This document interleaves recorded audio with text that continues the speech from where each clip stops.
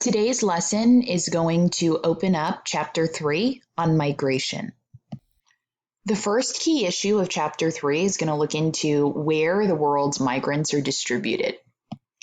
I'm going to introduce migration, talk about international net migration, discuss the difference between international and internal migration, and talk about how immigration has changed in the United States. I am going to address a few important terms related to migration. Migration is the permanent move to a new location. So when we use these terms, we're talking about specific actions. Emigration is moving from a location. So if you were born in Brazil, but you settled in the United States and moved there permanently, you would be emigrating from Brazil into the United States.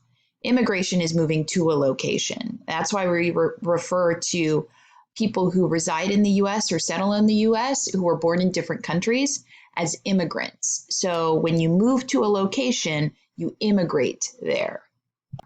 Net migration is immigration minus emigration. What that means is counting the number of immigrants in a country and deducting the number that are leaving and settling in other countries would be your net migration.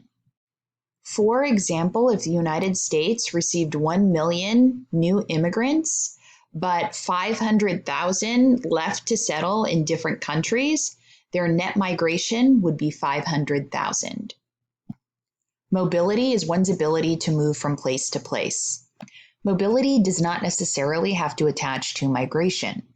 For example, it is not uncommon for people to travel outside of the city they reside in every day during the week to go to their jobs.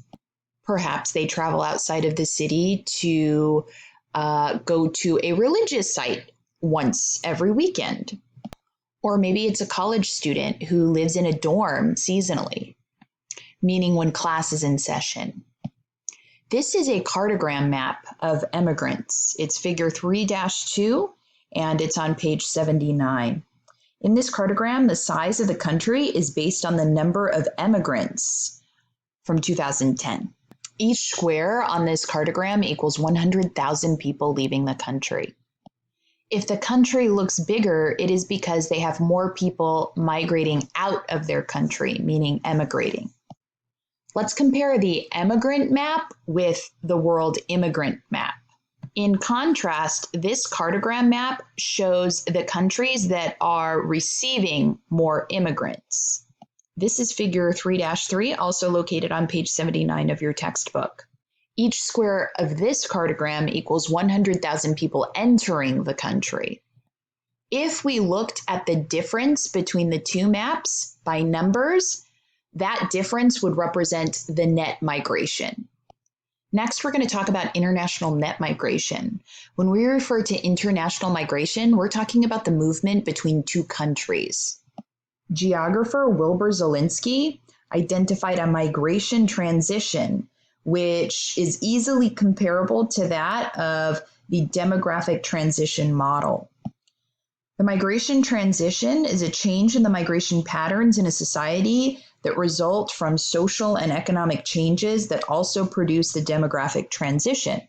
According to the migration transition, if we're looking at international migration, that's primarily associated with countries that are in stage 2. If we're looking at internal migration, meaning people are migrating within their own countries, they're more likely to be in stages 3 and 4. Specifically comparing migration to the stages, we can look at stage 1. Remember, stage 1 is when you see a very low natural increase rate because you've got high birth rates, but also really high death rates. No countries are in stage 1, but if we looked at the migration patterns, we would see that during this time, people migrated mainly for food. So you might see that they were migrating seasonally in search for that food to survive. In stage 2 of the demographic transition, we see a boom in population due to industrialization. So you've got high natural increase rate, high birth rate, and a falling crude death rate. We can attach this to the migration transition because here we see high international emigration and intra-regional migration from rural to urban areas. In the third stage of the demographic transition, remember, we've got a declining natural increase rate due to a rapidly declining crude birth rate and a declining crude death rate. Connecting that to the migration transition, we're going to see high international immigration and intra-regional migration from cities to suburbs. And then lastly, for stage 4 of the demographic transition, we see a low natural increase rate, a low crude birth rate, and a low crude death rate. We're actually going to see the same kind of migration that we did in stage 3. So we're going to see more migration from cities to suburbs. Take a look at figure 3-4 located on page 80 of your textbook. This map shows international net migration. The width of the arrows will show the amount of net migration between regions of the world. Countries with net in migration are in red, and those with net out migration are in blue. You may see a correlation regarding what you know about developed regions versus less developed regions. 3% of the world's population are international migrants and currently live in countries other than the ones in which they were born. The 3 largest flows of migrants are from Latin America to North America, South Asia to Europe, and South Asia to Southwest Asia. The United States has more foreign-born residents than any other country. However, the highest in-migration rates of all are in petroleum exporting countries that reside in Southwest Asia. These countries attract immigrants primarily from poorer countries in Asia to perform many of the dirty and dangerous functions of the oil fields. Let's take a look at this graph, figure 3-6, located on page 81 of your textbook.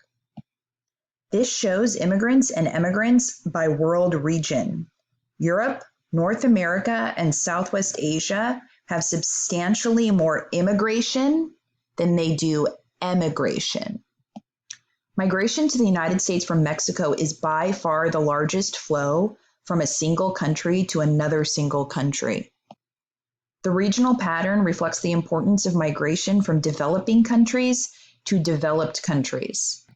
North America, Europe, Southwest Asia, and the South Pacific have net in-migration, while Latin America, Africa, and all regions in Asia except for Southwest Asia have net out-migration. Migrants from countries with low incomes and high natural increase rates head for wealthy countries where there are more jobs available. Here is a recap attaching the demographic transition to the migration transition I discussed earlier. You can find this in Table 3-1 on page 81 of your textbook. Again, just to recap, Stage 1's demographic transition will be attached to migration patterns of hunters and gatherers in search for food. Stage 2, with rapid population increases due to industrialization, we see that a lot of people are now going to be moving from rural to urban areas. And then once a country gets into Stage 3, you're going to see more people moving from cities to suburbs. And we're just going to see this continue and expand even further in Stage 4. Now we're going to compare international and internal migration. First, taking on international migration. That can be both voluntary or forced. Voluntary migration means that the migrant has chosen to move usually for economic reasons, but also sometimes for environmental reasons. Forced migration, on the other hand, happens because of some kind of cultural or maybe environmental factor. Some examples might include political disputes or natural disaster. Internal migration means that folks are moving within one country, so they're not actually migrating outside of their country. Inter-regional means movement from one region to a different region. So let's say we've got folks that are moving from northeast US to the south or maybe to the west coast. Intra-regional, which is movement within one region, is typically when we see people move from rural areas to urban areas to suburban areas. Take a look at figure 3-7 located on page 82 of your textbook. This map shows international and internal migration. Mexico's two principal patterns of international migration are net in migration from Central America and net out migration to the United States. On the other hand, Mexico's two principal interregional migration flows are net migration from the south to the north and from the center to the north. Looking at intra-regional migration in Mexico, we see that the flow is from Mexico City to the outer states in the Mexico City metropolitan area. Now let's look at changing U.S. immigration. This is figure 3-10 and it's located on page 84 of your textbook. This graph shows U.S. migration patterns over the last 2 centuries. What we can observe here is that Europeans comprised more than 90% of the immigrants to the United States during the 19th century. But since the 1980s, Latin America and Asia have been the dominant sources of immigrants to the U.S. You can also see where immigrants are coming from chronologically throughout history. So early on in history, we are looking at independence, and we see most immigrants are coming from Europe and are also coming through forced migration from Africa. Then in the 1880s, we see a lot of immigrants coming from Scandinavia. In the early 20th century, we see a lot of immigrants coming from Southern and Eastern Europe, especially from Italy and Russia. And then lastly, the post-World War II era is going to bring more immigrants from Latin America and Asia. But as I mentioned before, this boom is happening primarily since the 1980s. Take some time to think of your own experience. Are you a first-generation immigrant? Maybe your parents are first-generation immigrants. Perhaps your grandparents are first-generation immigrants. Where are your ancestors from? Are some of your ancestors the earliest immigrants that arrived from Britain or Africa? Perhaps your ancestors came in the mid-19th century and they're from Ireland or Germany. Maybe some of your ancestors came in the late 19th century from Scandinavia. Perhaps some of your grandparents or great-grandparents are from Italy or Russia and came in the early 20th century.